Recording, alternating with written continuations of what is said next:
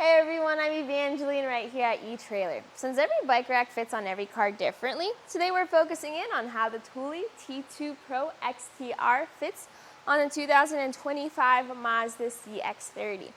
The T2 Pro XTR has all those letters because it is the more premium design of their XT series. So you have all of your extra features like your included locks, you have your wheels to make it easier to roll around from your garage to your car, just an overall heavy-duty, nice bike rack. Now with the Mazda CX-30, we actually installed a 2-inch hitch receiver, and I highly recommend going that route because then you can just really reap the full benefits of this bike rack. And one of the benefits is the ability to tilt the rack away. So when you pull this lever here, you can bring this down to a tilt, which is super helpful if you're the type of person that, let's say, leaves your helmets, your waters, your backpacks inside your cargo area. Or picture this, you have to switch out your shoes before and after each ride.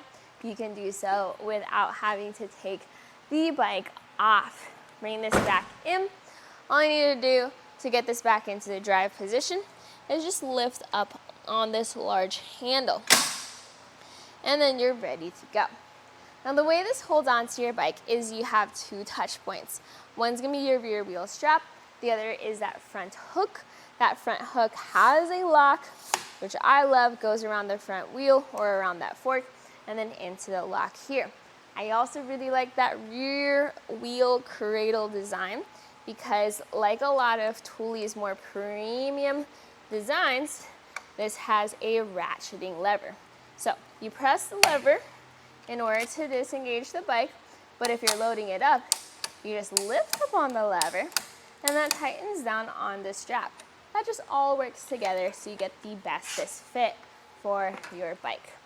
Now, to take the bike off, what I also recommend doing is just holding to the bike with one hand as you press the lever on that front hook, lift up, bring out, and now you are ready to go. So, what types of bikes can you carry with this bike rack?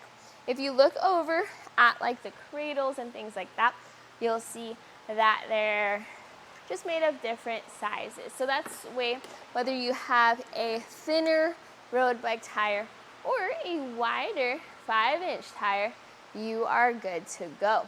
You also have a weight capacity of 60 pounds per bike, which is a good amount of weight if you have those heavy electric bikes. I do recommend if you are carrying a heavy electric bike, make sure you go ahead and take those batteries out if possible. That way, that's stored safely inside your car and it's not just vibrating out here while your bike is moving around too. Now, with this behind you, you do add some length to the back of your vehicle. So I like to measure from the bumper to the end of the bike rack. I have it at 39 inches. Fortunately, your Mazda CX-30 is a smaller car, so that's just another number to remember when you need to park inside a small garage or into a small, tight parking spot. Another measurement is your ground clearance. So our hitch sits a decent height up off the ground.